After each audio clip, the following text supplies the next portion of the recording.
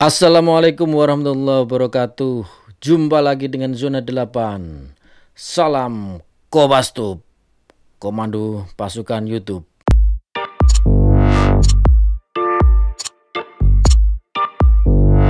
Apa kabar Mas Bro? Dimanapun kalian berada, semoga sehat semuanya ya. Amin. Sekarang aku mau cerita tentang Punokawan, di mana salah satunya bernama Semar. Semar, Batara Ismaya, Batara Iswara, Jurudiah Punta Prasanta Semar adalah nama tokoh utama dalam Punakawan di pewayangan Jawa. Tokoh ini dikisahkan sebagai pengasuh sekaligus penasihat para ksatria dalam pementasan Wiracarita Mahabharata dan Ramayana. Meski demikian, nama Semar tidak ditemukan dalam naskah asli kedua Wiracarita tersebut, bahasa Sanskerta, karena tokoh ini merupakan ciptaan Tulen Pujangga Jawa. Semar memiliki bentuk fisik yang unik, seolah-olah ia merupakan simbol penggambaran jagat raya. Tubuhnya yang bulat merupakan simbol dari bumi, tempat tinggal umat manusia dan makhluk lainnya. Semar selalu tersenyum, tetapi bermata sembab. Penggambaran ini sebagai simbol suka dan duka. Wajahnya tua, tetapi potongan rambutnya bergaya kuncung seperti anak kecil sebagai simbol tua dan muda. Ia berkelamin laki-laki, tetapi memiliki payudara seperti perempuan, sebagai simbol pria dan wanita. Ia penjelmaan dewa tetap hidup sebagai rakyat jelata, sebagai simbol atasan dan bawahan.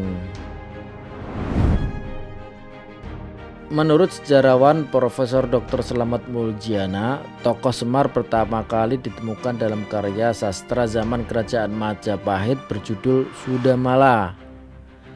Selain dalam bentuk kakawin, kisah Sudamala juga dipahat sebagai relief dalam Candi Sukuh yang berangka tahun 1437. Semar dikisahkan sebagai abdi atau hamba tokoh utama cerita tersebut, yaitu Sadewa dan keluarga Pandawa.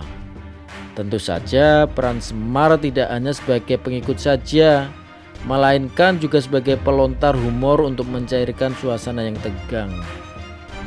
Pada zaman berikutnya, ketika kerajaan-kerajaan Islam berkembang di Pulau Jawa, pewayangan pun dipergunakan sebagai salah satu media dakwah. Kisah-kisah yang dipentaskan masih seputar Mahabharata yang saat itu sudah melekat kuat dalam memori masyarakat Jawa. Salah satu ulama yang terkenal sebagai ahli budaya, misalnya Sunan Kalijaga. Dalam pementasan wayang, tokoh Semar masih tetap dipertahankan keberadaannya, bahkan peran aktifnya lebih banyak daripada dalam kisah Sudamala. Dalam perkembangan selanjutnya, derajat Semar semakin meningkat lagi. Para pujangga Jawa dalam karya-karya sastra mereka mengisahkan Semar bukan sekedar rakyat jelata biasa, melainkan penjelmaan Batara Ismaya, kakak nomor 2 dari Batara Guru atau Sang Hyang Jagat Guru Pratingkah, Sang Hyang Batara Manikmaya, Sang Hyang Batara Nilakanta, yaitu Raja para Dewa dan Raja Tribuwana. Terdapat beberapa versi tentang kelahiran atau asal-usul Semar. Namun semuanya menyebut tokoh ini sebagai penjelmaan dewa. Dalam naskah Serat Kanda dikisahkan, penguasa kahyangan bernama Sang Hyang Batara Nurrasa memiliki 2 orang putra bernama Sang Hyang Batara Tunggal dan Sang Hyang Batara Wenang atau Sang Hyang Asip Prono atau Sang Hyang Asip Rono. Karena Sang Hyang Tunggal berwajah jelek, maka takhta kahyangan pun diwariskan kepada Sang Hyang Wenang. Dari Sang Hyang Wenang kemudian diwariskan kepada putranya yang bernama Batara Guru. Sang Hyang Tunggal kemudian menjadi pengasuh para ksatria keturunan Batara Guru dengan nama Semar. Dalam naskah Paramayoga dikisahkan Sang Hyang Tunggal adalah anak dari Sang Hyang Wenang. Sang Hyang Tunggal kemudian menikah dengan Dewi Rakti atau Batara Rakti, seorang putri Raja Ijin Kepiting bernama Sang Hyang Yuyut. Dari perkawinan itu lahir sebutir mustika berwujud telur yang kemudian berubah menjadi 2 orang pria. Keduanya masing-masing diberi nama Ismaya untuk yang berkulit hitam dan Manikmaya untuk yang berkulit putih. Ismaya merasa rendah diri sehingga membuat Sang Hyang Tunggal kurang berkenan. Takhta kahyangan pun diwariskan kepada Manikmaya yang kemudian bergelar Batara Guru. Sementara itu Ismaya hanya diberi kedudukan sebagai penguasa alam Sunyaruri atau tempat tinggal golongan makhluk halus. Putra sulung Ismaya yang bernama Batara Wungkuhan memiliki anak berbadan bulat bernama Janggan Semarasanta atau disingkat Semar. Ia menjadi pengasuh keturunan Batara Guru yang bernama Resi Manumayasa dan berlanjut sampai ke anak cucunya. Dalam keadaan istimewa, Ismaya dapat merasuki Semar sehingga Semar pun menjadi sosok yang sangat ditakuti bahkan oleh para dewa sekalipun. Jadi menurut versi ini Semar adalah cucu dari Ismaya. Dalam naskah Purwakanda dikisahkan Sang Hyang Tunggal memiliki 4 orang putra bernama Sang Hyang Batara Puguh, Sang Hyang Batara Punggung, Sang Hyang Batara Manan, dan Sang Hyang Batara Samba. Suatu hari terdengar kabar bahwa takhta kahyangan akan diwariskan kepada Samba. Hal ini membuat ketiga kakaknya merasa iri. Samba pun diculik dan disiksa hendak dibunuh. Namun perbuatan tersebut diketahui oleh ayah mereka. Sang Hyang Tunggal pun mengutuk ketiga putranya tersebut menjadi buruk rupa. Puguh berganti nama menjadi Togok, Tejo Mantri, sedangkan Punggung menjadi Semar. Keduanya diturunkan ke dunia sebagai pengasuh keturunan Samba yang kemudian bergelar Batara Guru. Sementara itu Manan mendapat pengampunan karena dirinya hanya ikut-ikutan saja. Manan kemudian bergelar Batara Narada atau Resi Kaneka Putra dan diangkat sebagai penasihat Batara Guru. Dalam naskah Purwacarita dikisahkan Sang Hyang Tunggal menikah dengan Dewi Rakatawati, putri Sang Hyang Rakatatama.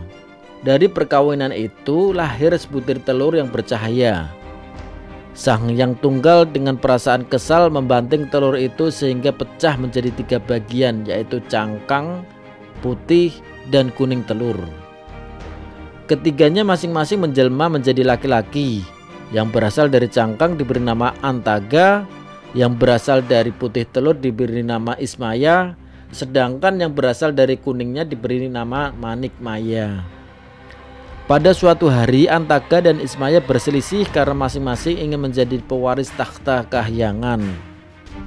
Keduanya pun mengadakan perlombaan menelan gunung.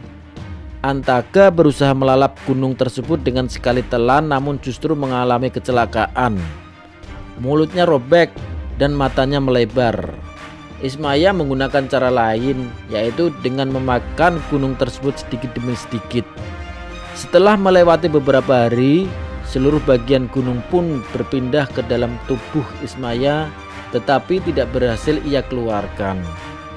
Akibatnya, sejak saat itu Ismaya pun bertubuh bulat. Sang Hyang Tunggal mengetahui ambisi dan keserakahan kedua putranya itu. Mereka pun dihukum menjadi manusia biasa dan harus turun ke dunia. Manikmaya yang kemudian diangkat sebagai Raja Kahyangan Tribuana bergelar Batara Guru. Antaga dan Ismaya pun turun ke dunia. Masing-masing memakai nama Togok Tejo Mantri, mempunyai teman bilung Sarawita yang ditugaskan untuk mengemong, mengasuh atau menuntun bangsa yang berwatak serakah, bengis, kejam, angkara murka. Dan Semar ditugaskan untuk mengasuh, mengemong, menuntun para manusia satria yang mempunyai watak santun, berbudi, pekerti luhur. Dalam pewayangan dikisahkan Batara Ismaya sewaktu masih di Kahyangan sempat dijodohkan dengan sepupunya yang bernama Dewi Senggani atau Batari Senggani. Dari perkawinan itu lahir 10 orang anak, yaitu Batara Wungkuhan, Batara Surya, Batara Chandra, Batara Patuk, Batara Temboro, Batara Siwa, Batara Kowera, Batara Yamadipati, Batara Kamajaya, Batara Mahyanti, Batari Darmanasistiti. Semar sebagai penjelmaan Ismaya mengabdi untuk pertama kali kepada Resi Manumayasa, leluhur para Pandawa. Pada suatu hari Semar diserang 2 ekor harimau berwarna merah dan putih. Manumanasa memanah keduanya sehingga berubah ke wujud asli, yaitu sepasang bidadari bernama Kanastri dan Kaniraras. Berkat pertolongan Manumanasa, kedua bidadari tersebut telah terbebas dari kutukan yang mereka jalani. Kanistri kemudian menjadi istri Semar dan biasa dipanggil dengan sebutan Kanastren. Sementara itu Kaniraras menjadi istri Manumanasa dan namanya diganti menjadi Ratnawati karena kakak perempuan Manumanasa juga bernama Kaniraras. Dalam pewayangan Jawa Tengah, Semar selalu disertai oleh anak-anaknya, yaitu Gareng, Petruk, dan Bagong. Namun sesungguhnya ketiganya bukan anak kandung Semar. Gareng adalah putra seorang pendeta yang mengalami kutukan dan terbebas oleh Semar. Petruk adalah putra seorang raja bangsa Gandarwa, yaitu Prabu Gandarwaraja Bali. Sementara Bagong tercipta dari bayangan Semar berkat sabda sakti Sang Hyang Wenang. Dalam pewayangan Sunda, urutan anak-anak Semar adalah Cepot, Dawala, dan Gareng. Sementara itu, dalam pewayangan Jawa Timuran, Semar hanya didampingi 1 orang anak saja bernama Bagong, yang juga memiliki seorang anak bernama Besut. Semar merupakan tokoh pewayangan ciptaan pujangga lokal. Meskipun statusnya hanya sebagai abdi, tetapi keluhurannya sejajar dengan Prabu Kresna dalam kisah Mahabharata. Jika dalam perang Baratayuda menurut versi aslinya, penasehat pihak Pandawa hanya Kresna seorang, maka dalam pewayangan jumlahnya ditambah menjadi 2 dan yang satunya adalah Semar. Semar dalam karya sastra hanya ditampilkan sebagai pengasuh keturunan Resi Manumanasa, terutama para Pandawa yang merupakan tokoh utama kisah Mahabharata. Namun dalam pementasan wayang yang bertemakan Ramayana, para dalang juga menampilkan Semar sebagai pengasuh keluarga Sri Ramawijaya atau Sugriwa. Seolah-olah Semar selalu muncul dalam setiap pementasan wayang, tidak peduli apapun judul yang sedang dikisahkan. Dalam pewayangan, Semar bertindak sebagai pengasuh golongan ksatria, sedang Togog sebagai pengasuh kaum raksasa. Dapat dipastikan anak asuh Semar selalu dapat mengalahkan anak asuh Togog. Hal ini sesungguhnya merupakan simbol belaka. Semar merupakan gambaran perpaduan rakyat kecil sekaligus dewa kahyangan. Jadi apabila para pemerintah yang disimbolkan sebagai kaum ksatria asuhan Semar mendengarkan suara rakyat kecil yang bagaikan suara Tuhan, maka negara yang dipimpinnya pasti menjadi negara yang unggul dan sentosa. Itulah kisah atau cerita dari Semar, mengenai Semar ya Mas Bro. Semoga bisa menambah wawasan pengetahuan terutama tentang punakawan ini. Oke, terima kasih Mas Bro udah pantengin video kita. Jangan lupa pantengin juga video-video kita yang lain yang ada di playlist. Geser playlistnya, tonton semua video-video kita ya. Sampai jumpa, salam Kopastur. Wassalamualaikum